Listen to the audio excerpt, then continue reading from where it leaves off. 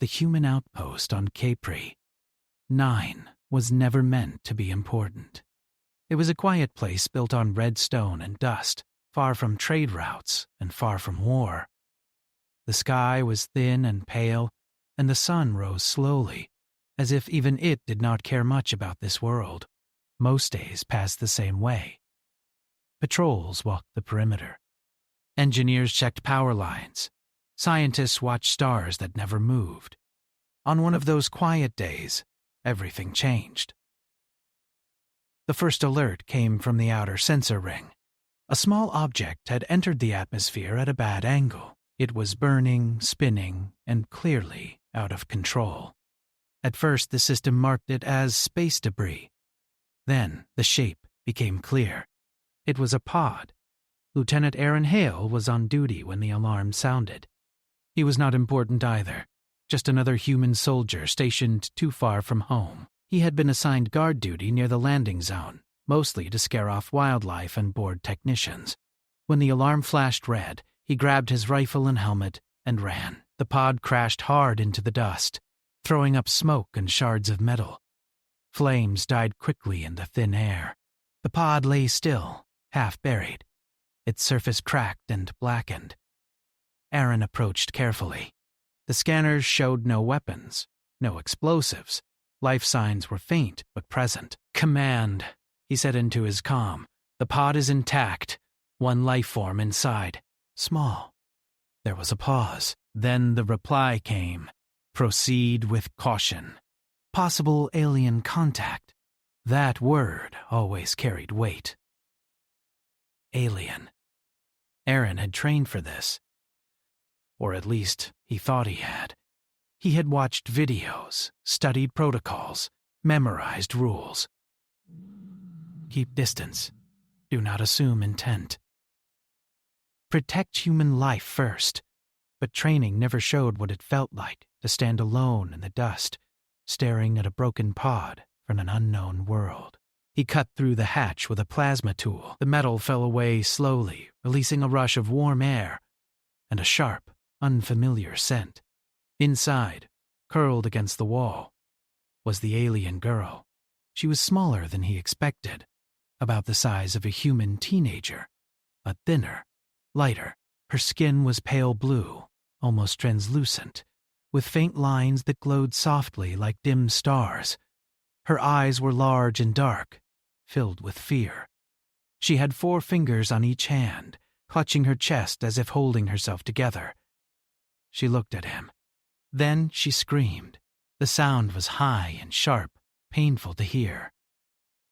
She scrambled backward, hitting the pod wall, shaking so badly Aaron thought she might break. Symbols on her suit flashed red. Her breathing became fast and uneven. Aaron froze, and he had expected hostility. Claws, teeth, rage. "Not this. It's okay," he said without thinking, lowering his rifle.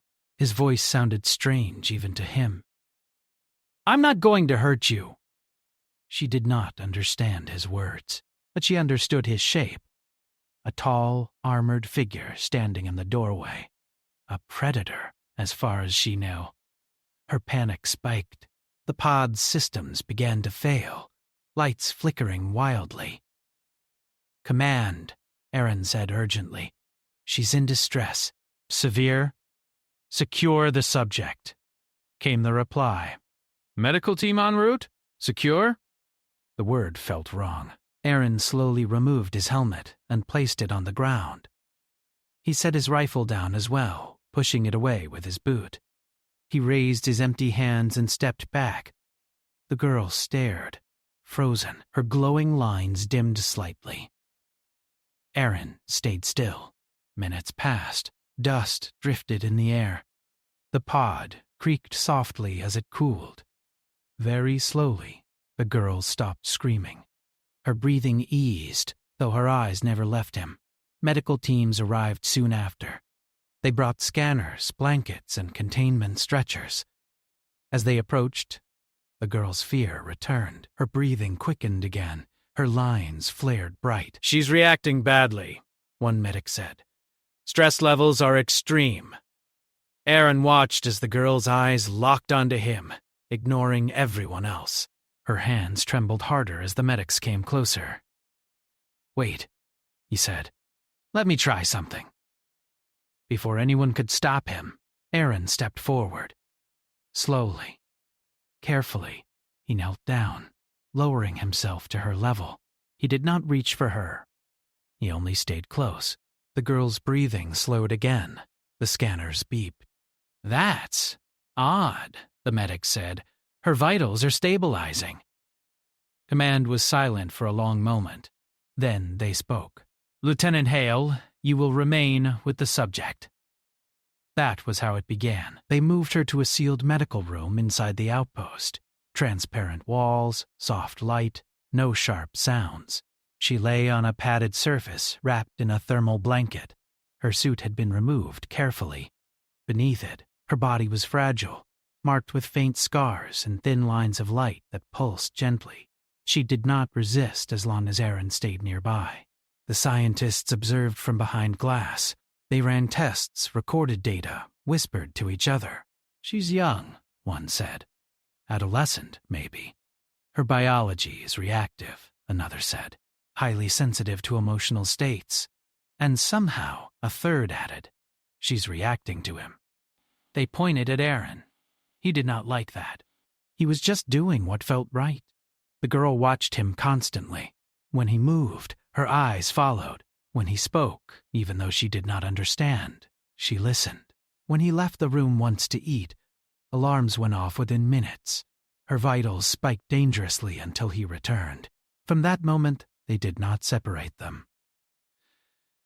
Aaron sat in the room for hours at a time.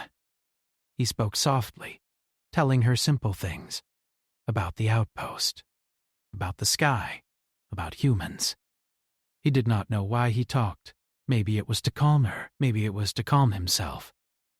She listened. Sometimes she made small sounds in response. Soft clicks and hums. Once she reached out and touched the floor between them, as if testing reality. She never touched him. But she leaned closer. Days passed. While the scientists learned that her name, roughly translated, meant something like Lightborn. They shortened it to Lyra. They learned her species had no known allies. They were secretive, isolated, and deeply fearful of outsiders. Humans had encountered their ships only twice before, both times ending in silence and retreat. Lyra was not a soldier, not a scout. Her pod was not a weapon. She was running. At night, Aaron dreamed of stars collapsing into each other. He dreamed of voices whispering through his head, not in words, but in feelings. Fear, loneliness, hope. One night he woke to find Lyra sitting up, her eyes glowing faintly. She was watching him through the glass. When their eyes met, something strange happened. A warmth spread through Aaron's chest. Not physical pain, not emotion exactly.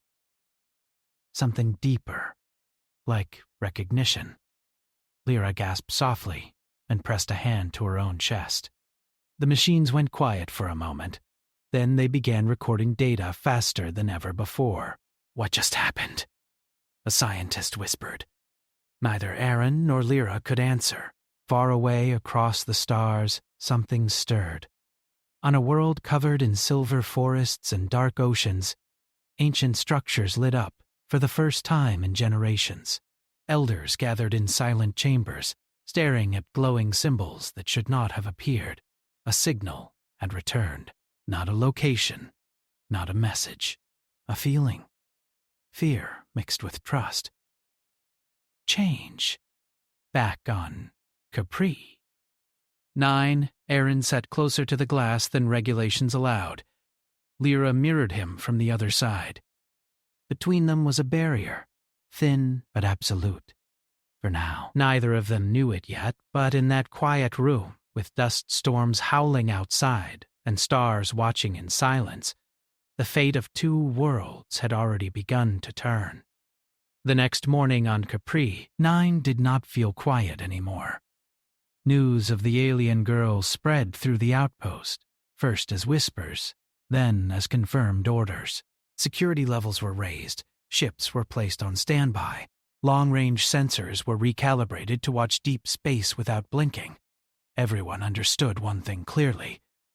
This was no longer a forgotten outpost. Aaron felt it in the air as he walked toward the medical wing.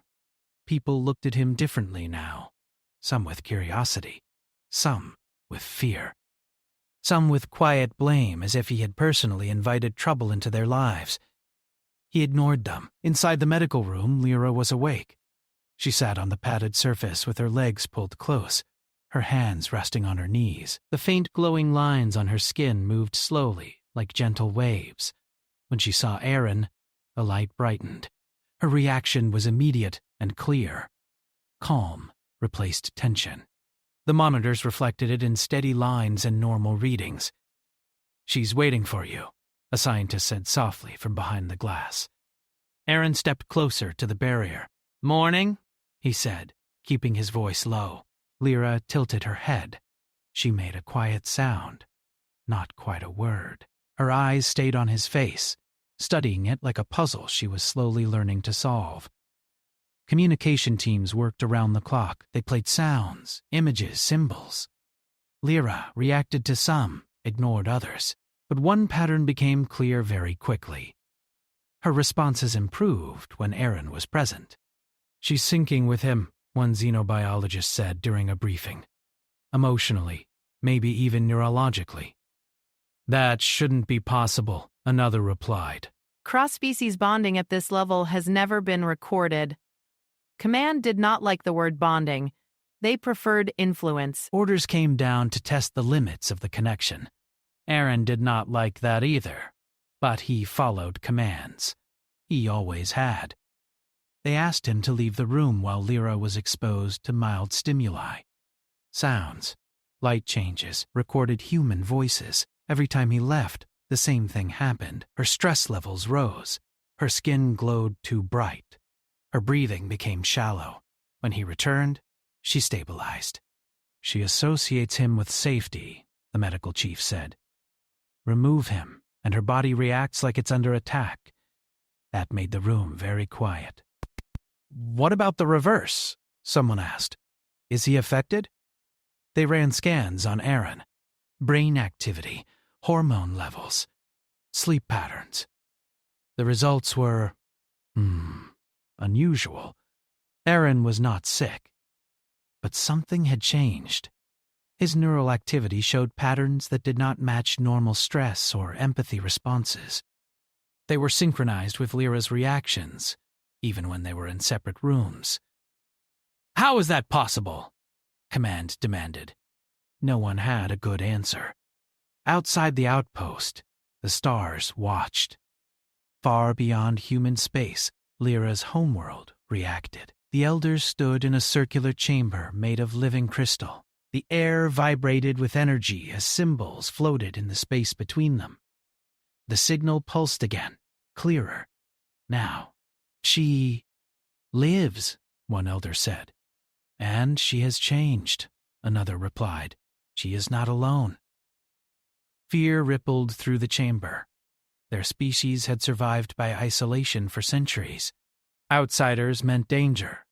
Outsiders meant extinction. "The signal carries foreign patterns," an elder hissed. "Predator minds." "They have taken her," another said. "We must act." Not all agreed. One elder, older than the rest, watched the signal silently. He felt something unfamiliar beneath the fear. Stability. Hope. On Capri. 9 Lyra took her first step outside the medical room. The decision had not been easy, but the scientists needed to understand her reactions to the wider environment. Aaron walked beside her, close enough that she could see him at all times. The hallway lights flickered softly. The hum of machinery filled the air. Humans stopped and stared as the alien girl passed by. Lyra stiffened at first. Too many eyes. Too many unknown shapes. Aaron slowed his pace. He kept his body relaxed, his hands open. "It's okay," he said gently. She watched him, then mirrored his posture. Slowly, her glowing lines dimmed. The scientists recorded everything. In the observation garden, a small dome filled with artificial plants and running water, Lyra paused. She stared at the greenery, eyes wide. She reached out and touched a leaf. The plant reacted, curling slightly under her fingers. Lyra gasped softly. Something shifted inside her. The monitors spiked, not with fear, but with activity. "She's responding to life," a scientist whispered. "Not just ours." Erin watched her carefully. For the first time, she smiled. It was small and unsure, but it was real. That moment was cut short by alarms. Long-range sensors detected movement at the edge of the system. Ships. Not human. Alien. Command sealed the outpost immediately. Fighters launched into defensive positions. Messages were sent to Earth, marked Priority 1. "They found her," someone said quietly. Lyra felt it before anyone told her. Her body stiffened. The glowing lines flared, bright, chaotic. She clutched her chest and looked at Erin, fear flooding her expression. "It's okay," he said, even though he did not believe it. The alien ships did not attack. They stopped at the edge of the system, holding position. Silent, watching. A message arrived shortly after. Not words. A broadcast of intent. "Return the child!" Command debated fiercely. Some wanted to comply immediately. Others argued it was a trap.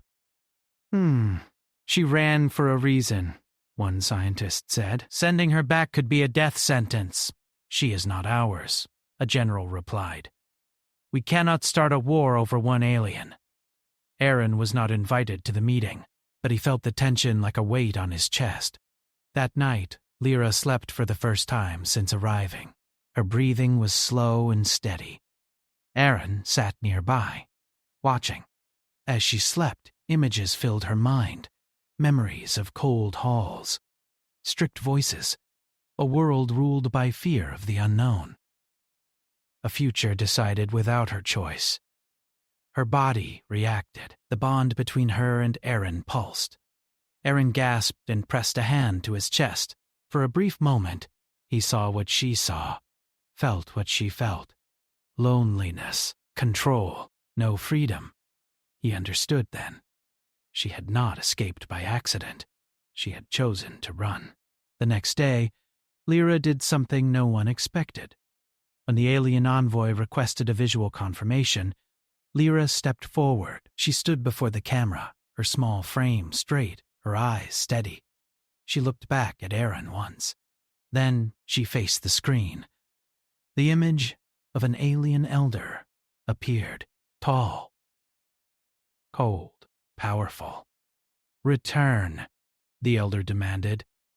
Lyra did not speak. Instead, she reached out, toward Erin. The monitors exploded with data. Across space, emotions flooded the alien fleet. Fear, yes, but also safety. Trust. A bond they could not deny. The elder recoiled. "What have you done?" he whispered. Lyra did not answer. But the message was clear. She was no longer alone, and whatever came next would change everything. The silence after the transmission was heavy and deep, like the outpost itself was holding its breath. The alien fleet remained at the edge of the system. They did not move closer. They did not leave. They waited. Inside the command center, human officers argued in low but intense voices. Data screens showed unstable readings from the last broadcast, emotional waves, neural echoes. Something had passed through space that was not meant to travel that way. "This is no normal communication," one scientist said. "She didn't send words. She sent herself." Erin stood apart from them, near the wall. Lyra was beside him, sitting quietly on a low bench. Her glowing lines were calm now, flowing in slow patterns. She leaned slightly toward him, not touching. but close enough that the bond between them felt warm and steady. She used the connection, another scientist said, through him. All eyes turned to Aaron. He swallowed. I didn't tell her to, he said. She just did it. Command looked uneasy. Humans were used to technology. Signals. Weapons. Clear cause and effect. This was something else. A bridge between minds. Lieutenant Hale, the commander said, from this moment forward, you are restricted to the outpost. You will remain with the alien subject at all times. Aaron nodded. He had already decided he would not leave her. Over the next few days, the bond grew stronger. It was no longer just calm and panic. Aaron began to feel small emotional shifts even before the monitors showed them. When Lyra was curious, he felt a gentle pull in his chest. When she was afraid, a sharp tightness warned him seconds before she reacted. Lyra changed too. She learned words quickly now. Simple ones.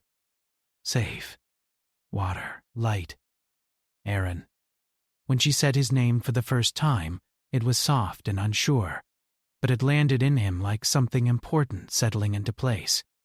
Aaron, she repeated, touching her chest, then pointing at him. Yes, he said quietly. That's me. The scientists watched in amazement. She's mapping concepts through emotional anchors, one said. He's the anchor. But not everyone was amazed. Security reports began to arrive from other human systems. Alien probes. Silent scans. Signs that Lyra's people were not just watching anymore. They're preparing options, a general said, peaceful or not. At the same time, something unexpected happened among the alien fleet. The younger crews began to question orders. They had felt the broadcast. They could not unfeel it. Some dreamed of open skies instead of closed halls. Some felt curiosity instead of fear when thinking of humans. A few began to whisper that the elders had hidden the truth for generations. The oldest elder knew it too. The child has become a bridge, he said to the council. If this continues, our control will weaken. Then end it, another elder replied coldly. Retrieve her, or destroy the bond. The words echoed with finality. Back on Capri. 9, Lyra woke from a nightmare, crying out in her own language. Aaron was at her side instantly. She clutched his sleeve with all 4 fingers, shaking. Images flashed through her mind and spilled into his. Bright chambers, sharp voices, a device shaped like a crown, pain meant to force obedience. Aaron sucked in a breath. His hands trembled with anger. They hurt you, he whispered. Lyra nodded, tears shining in her eyes. That day, she refused to eat. She refused to move away from him. When doctors tried to intervene, her vitals spiked dangerously. They're triggering her trauma, Aaron said sharply. Stop. The room fell silent. For the first time, Command listened to him not as a soldier, but as part of the situation itself. Later that night, Aaron sat alone, staring at the stars through the observation window. Lyra slept nearby, curled under a blanket. Her breathing was slow and steady.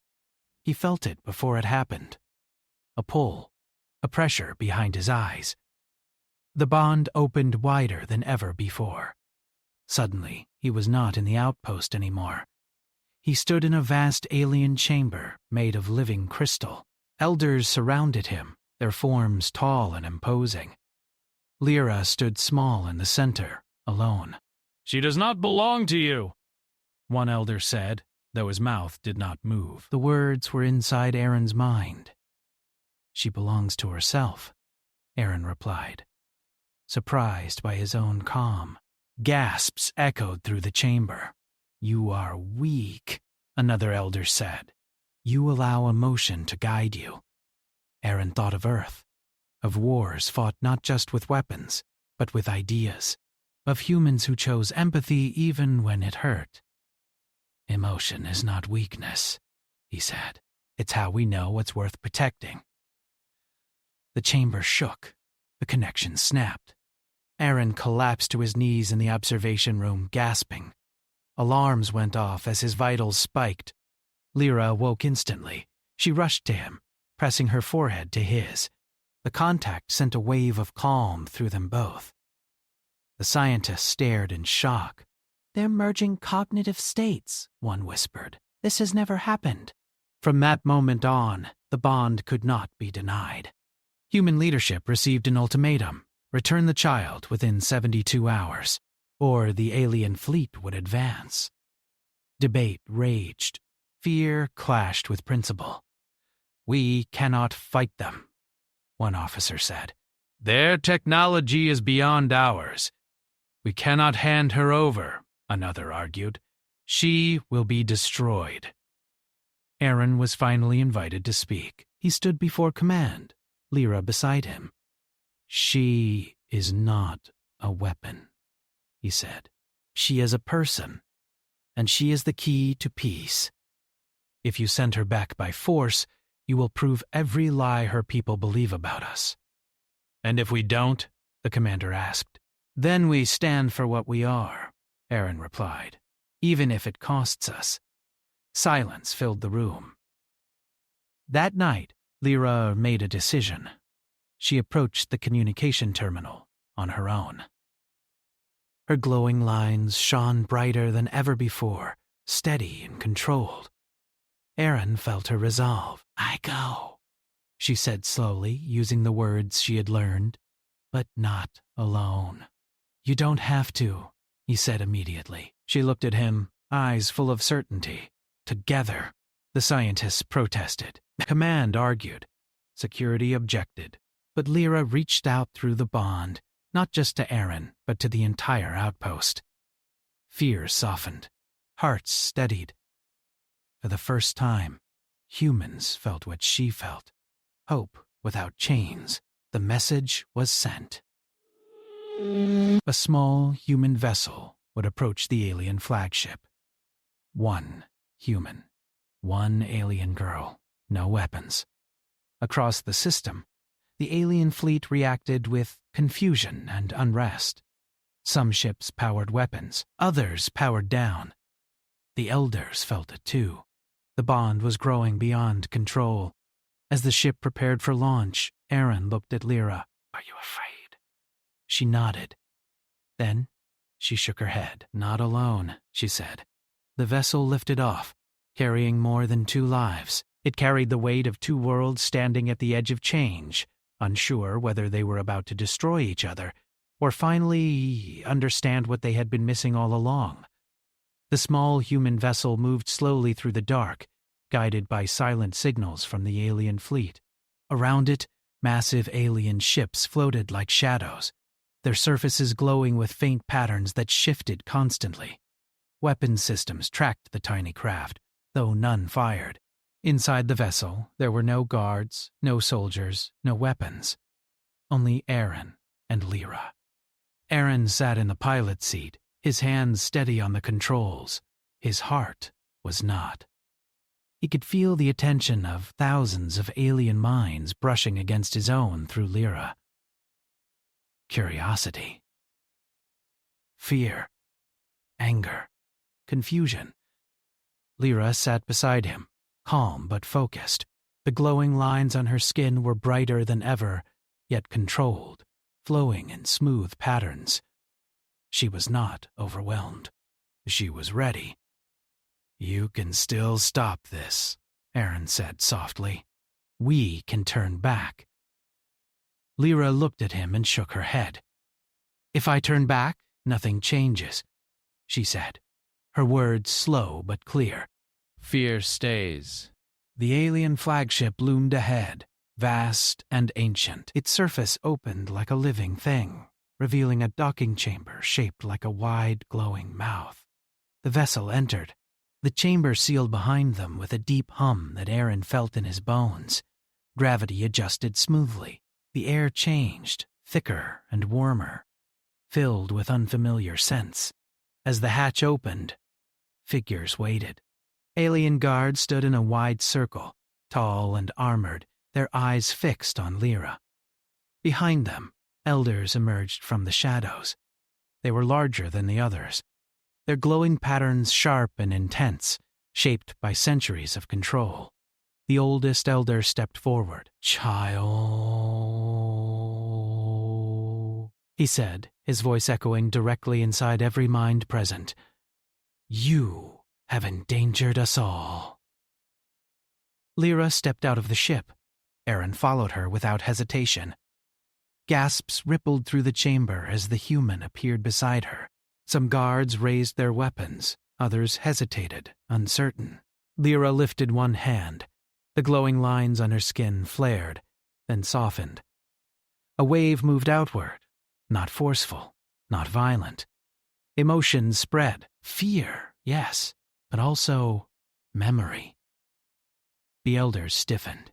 They saw what she showed them, her childhood, watched and measured, her questions, punished, her fear of the device meant to bind her mind forever, her choice to flee, not to betray her people, but to save herself. And then, Aaron, the first calm she had ever felt near an outsider, the first time someone waited instead of commanded, the first choice she made freely. The chamber shook as the emotional surge hit the elders hard. "This is manipulation," one elder snapped. "She has been altered." "She has been freed," Aaron said, his voice steady despite the pressure in his head. "You taught her to fear the universe. We taught her she could choose." The oldest elder staggered slightly. "You do not understand what we protect," he said. "Fear keeps us alive? For how long?" Aaron asked. Alive but alone. Safe, but empty. The guards shifted. Some lowered their weapons. Others looked to the elders, waiting for orders that did not come. Outside the flagship, the fleets reacted. Some ships powered weapons in alarm. Others went dark, crews overwhelmed by the emotional broadcast spreading from the chamber. On Kepri, 9, humans felt it too. Across the outpost, soldiers froze mid-step. Scientists dropped tablets. Command officers gripped their consoles as emotions they did not recognize washed over them. Not fear. Understanding. "She's broadcasting system-wide," a technician whispered. "Through subspace. Through the bond." Back in the chamber, Lyra took another step forward, standing directly before the elders. "I will not return to chains," she said. "But I will not abandon my people." The eldest elder looked into her eyes. For the first time, he did not see defiance. He saw strength. "You would break everything we are?" he said quietly. "No," Lyra replied. "I would let us grow." Silence followed. Then alarms screamed. A faction of the alien fleet had broken formation. Weapons powered up. They had chosen fear. "If they fire," a guard shouted, "war begins now." Aaron moved without thinking. He stepped in front of Lyra. "She stays behind me," he said. Lyra grabbed his hand. "No," she said firmly. "Together." The bond surged. Lyra reached deeper than ever before, opening herself completely, not just to Aaron, not just to the elders, to everyone, alien crews, human soldiers. Commanders, workers, children asleep on distant worlds. They felt her truth. That fear had kept them alive, but also small. That understanding was terrifying, but necessary. The attacking ships hesitated, pilots shook, hands frozen over firing controls. Some wept without knowing why. Others powered down weapons, unable to bring themselves to destroy something that now felt like hope. The Elder Council collapsed into chaos. "This ends now!" one elder screamed. "Sever the connection!" A device rose from the floor, its surface sharp and dark. Power built rapidly. Aaron felt it instantly. Pain lanced through his skull. The bond strained, threatening to tear apart. Lyra cried out, but did not break. "No!" Aaron shouted. He wrapped his arms around her as the pressure increased. "You're not alone," the device fired. But it did not work. Human minds were not built like alien ones. Where the elders had expected weakness, they found resistance. Where they tried to isolate Lyra, they pulled Aaron in deeper. The bond expanded instead of collapsing. The device shattered. Energy burst through the chamber, knocking elders and guards alike to the ground. The walls pulsed violently, then stilled. When the light faded, Lyra stood upright, breathing hard but alive. Aaron was on his knees beside her, stunned but conscious. The eldest elder stared at them in horror and awe. "What have you become?" he whispered. Lyra looked at him gently. "Change," she said. Outside, the attacking ships powered down one by one. The fleet stabilized. On both worlds, something irreversible had happened. Fear-based control had cracked. The eldest elder slowly lowered himself to the floor, no longer towering. "We built our society on survival," he said softly. "We forgot how to live." Lyra stepped closer and placed her hand against his chest. The glow softened. "We can learn again," she said. For the first time in generations, an alien elder bowed, not in command, but in acceptance. War did not come that day, but neither did peace. What came instead was uncertainty, fragile and frightening, and for the first time, shared. Aaron squeezed Lyra's hand. Across the stars, two civilizations stood at the edge of a new future. No longer strangers, no longer enemies, but something far more dangerous and powerful. Connected. The days after the confrontation passed slowly, as if time itself needed to adjust. The alien fleet remained in the system, but no weapons were powered. Ships drifted in loose formations, uncertain and quiet. Inside them, crews argued, questioned, and listened. The old certainty that fear was the only path to survival had been broken, and nothing clear had replaced it yet. Aaron and Lyra stayed aboard the flagship. Doctors from both species examined them carefully. The bond had not weakened. If anything, it had stabilized, like a bridge that had finally settled into place after violent shaking. Aaron no longer felt sharp pain when Lyra reached out through it. Instead, there was a steady awareness, like knowing someone was nearby even with closed eyes. Lyra changed too. She walked with more confidence now. Her glowing lines were no longer wild or reactive.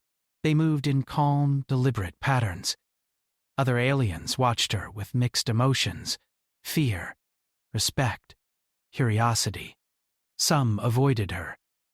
Others bowed their heads slightly as she passed. The Elder Council met again, this time without raised voices. "We cannot return to what we were," the eldest elder said. He looked older now, as if the loss of control had finally allowed time to touch him. "But we also cannot move forward blindly." Human representatives joined the discussions through secure channels. For the first time, there was no shouting, no threats. Just careful words and long pauses. Peace talks began, not as treaties, but as conversations. On Capri, 9, the outpost became a symbol overnight. News spread across human space. People argued fiercely. Some called Aaron a hero. Others called him reckless. Many were simply afraid. But one fact could not be denied. The alien fleet had not attacked. Weeks passed. Slowly, alien ships began to withdraw, not in retreat, but in reorganization. Small groups remained behind to continue talks. Observation teams formed, made of both species, studying each other not as threats, but as neighbors. Lyra asked to return briefly to Capri. 9. The elders resisted at first, but she did not demand. She explained. "I need them to see," she said. "Not through fear, through life." The request was granted. When the small vessel arrived back at the outpost, the landing field was silent. Soldiers stood at attention, unsure what they were witnessing. Scientists watched with wide eyes. Cameras recorded everything. Aaron stepped out first. Then Lyra followed. She looked smaller than the towering alien ships behind her, smaller than the moment itself. But when she raised her head, her presence filled the space. She walked through the outpost gardens again. She touched human plants, human soil. She laughed softly when water splashed against her hand. Humans watched her reactions and realized something important. She was not studying them. She was sharing. That night, Lyra asked Aaron to sit with her under the stars. "They are afraid," she said, meaning her people. "So are mine," Aaron replied. She nodded. "Fear does not leave fast." "No," he agreed, "but it can be taught to loosen its grip." Through the bond, she showed him something new. A future, not clear images, just feelings, cooperation, disagreement without violence. Children of both species growing up knowing the other existed, not as monsters, but as possibilities. Aaron felt tears in his eyes. "That's worth fighting for," he said. "We already did," Lyra replied gently. The real test came months later. A radical faction among the alien worlds rejected the changes. They believed the bond was corruption. They gathered ships and moved without council approval, planning to strike both the human outpost and the alien flagship that supported Lyra. This time, the warning came early. Human and alien sensors detected the movement together. There was panic, but no chaos. Joint command centers activated. Strategies were formed calmly. Messages were sent not just to fleets, but to populations. Lyra stood before a broadcast chamber, larger than any before. Aaron stood beside her. She did not push emotions this time. She spoke. Slowly, clearly, she told her story again, not as a symbol, not as a weapon, but as a person. She told of fear, of choice, of a human who did not command her, did not bind her, did not look away when she was weak. She told her people that survival without growth was only a slower form of ending. She told humans that strength without compassion would turn them into the very monsters they feared. The radical fleet hesitated. Some ships turned back. Others continued. They were met, not by a combined armada, but by a single formation. Human ships flew beside alien ships, shields aligned, weapons powered but not firing. A wall of shared resolve. The radicals saw it. And they broke. Some fled. Some surrendered. A few fired and were disabled quickly, without destruction. No worlds burned. No cities fell. After that day, the universe seemed quieter. Years passed. Formal alliances formed slowly. Trade routes opened carefully. Cultural exchanges were small at first. Art, music, stories, shared through controlled channels. Children on both worlds learned new shapes for the stars. Aaron left the military. He was offered promotions, honors, positions of power. He refused them all. He chose to stay near Lyra, not as her guard, not as her keeper, as her friend, as her anchor when she needed one. Lyra became something new in the eyes of history, not a ruler, not a weapon, not a myth, a bridge. She helped design councils where no single voice ruled alone, where fear was acknowledged, not worshipped, where choices were discussed, not enforced. The bond between her and Aaron never faded. It changed. It softened. It became quieter, like a steady heartbeat always there, never demanding attention, but always offering connection. One evening, Long after the stars had shifted and the outpost had grown into a shared station, Aaron and Lyra stood together at a wide viewing window. Ships of many designs moved peacefully through the system. "Do you think it will last?" Aaron asked. Lyra considered the question. "Nothing lasts forever," she said, "but that does not make it meaningless." He smiled, spoken like someone very wise. She smiled back, spoken like someone very human. History would later argue about who saved the two worlds. Some would say it was human courage. Others would say it was alien evolution. But those who had been there, who had felt the bond ripple through space, knew the truth. Two worlds were changed not by conquest, not by fear, not by power, but by one small act of kindness in a dusty outpost. A human who chose to stay, and an alien girl who chose to trust. The universe was larger because of it.